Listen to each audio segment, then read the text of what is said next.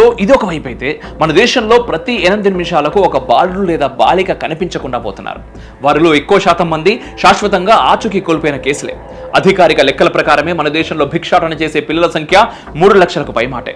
మన దేశంలో అత్యధికంగా సుమారు 82,000 మంది బెగ్గర్లతో పశ్చిమ బెంగాల్ మొదటి స్థానంలో ఉండగా 65,835 మంది బెగ్గర్లతో ఉత్తరప్రదేశ్ రెండో స్థానంలో ఉంది.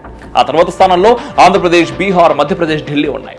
వివిధ పరిస్థితుల వల్ల ఇంటిని వదిలి వెళ్లిపోవడం ఒక కోణం అయితే, టార్గెటెడ్ గా పిల్లలను అపహరించి బ్లాక్ మార్కెట్ కు అమ్మేయడం మరో కోణం. పిల్లల్ని కిడ్నాప్ చేసి వాళ్ళని డ్రగ్ పెడ్లర్స్ గానో బెగ్గర్లు గానో మార్చేసే మాఫియా ప్రస్తుతం మన దేశంలో కంట్రోల్ చేయలేని స్థాయిలో విస్తరిస్తోంది. ఇది ఇక్కడితో ఆగకుండా టెర్రరిజాన్ని ఎక్స్పోర్ట్ చేసే ఇండస్ట్రీగా హ్యూమన్ ట్రాఫికింగ్ మాఫియా పరిణామం చెందుతోంది. మతం, దేవుడు ఇలాంటి భావోద్వేగాలను రెచ్చగొట్టి వాళ్ళు పుట్టింది రోడ్లపైకి వచ్చిందే తీవ్రవాదులుగా మారేందుకు అన్నట్టుగా వాళ్ళ మెదళ్లను మార్చేస్తున్నారు. చేతికి కత్తులు, తుపాకులు ఇచ్చి యుద్ధం పేరుతో దేశం మీదకి ఉసిగొలు